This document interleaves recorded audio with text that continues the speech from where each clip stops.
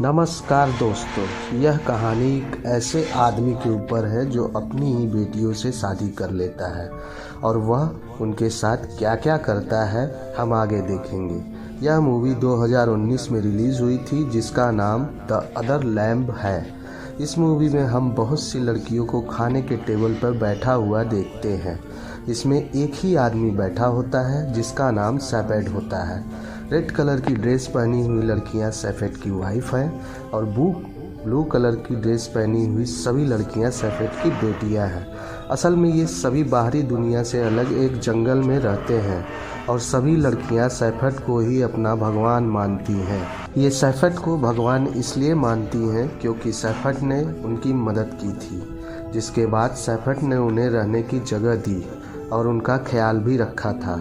यह वजह थी सैफेड को भगवान मानने की। यहाँ तक कि खाने और सोने से पहले वे सैफेड के नाम की प्रेयर भी करती हैं। सैफेड को अपने सभी बेटियों में सबसे ज़्यादा प्यारी सैला है क्योंकि सैला अभी तक पूरी तरह पवित्र थी। सैफेड उससे कहता था, तुम अपनी माँ की तरह खूबसूरत हो और तुम्हारी माँ तुम्हें जन्म देते ही मर गई थी।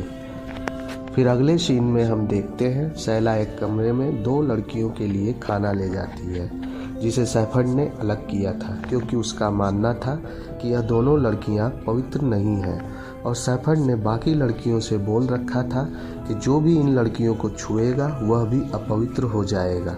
तभी अपवित्र लड़कियां बोलती हैं सैला से, तुम लोगों को अंदाज़ा नहीं है कि सैफेड कितना बुरा आदमी है।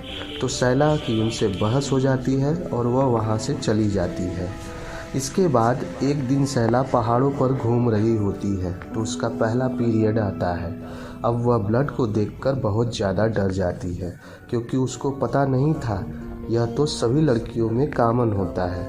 वह इतनी डर जाती है कि वहाँ पर खड़े एक भेड़ के बच्चे को मार डालती है और सबसे बताती है कि जंगली कुत्तों ने भेड़ को मार दिया है। सैफेड उसकी बात पर विश्वास कर लेता है। अब सैला को रात को नींद नहीं आती है और रात को बाहर कार की आवाज़ सुनकर झांकती है तो देखती है सैफेड किसी पुलिस वाले से बात कर रहा है। पुलिस वाला सैफेड को धमकी देता है कि तुम लोगों को जल्दी ही यह जगह छोड़नी होगी वरना तुम्हें जेल जाना होगा। अगले दिन सैफेड सभी को बताता है कि हम लोगों को यह जगह छोड़नी होगी वरना बाहर की दुनिया वाले तुम सबको अपने साथ ले जाएंगे। सैफेड कहता है, मैं तुम सबको बहुत खूबसूरत जगह पर ले जाऊंगा। यह सुनकर सभी बड़े खुश होते हैं पर सैला खुश नहीं होती है क्योंकि उसे यह जगह पसंद थी। इसके बाद सभी सामान पैक करके नई जगह के लिए निकल जाते हैं और अपने साथ दोनों अपवित्र लड़कियों को भी ले जाते हैं। अब सारे लोग चलते चलते थक जाते हैं तो वहीं पर कैंप लगाकर रुक जाते हैं। फिर अगले दिन सभी लड़कियां सैला के पीरियड ब्लड को देख लेती हैं और उसे भी अपवित्र बुलाने लगती हैं। सैफेड को इस बारे में पता चलता है तो वह सैला को उन अपवित्र लड़कियों के साथ रहने को भेज देता है। अब अगले दिन वो लोग फिर सफ़र पर निकलते हैं।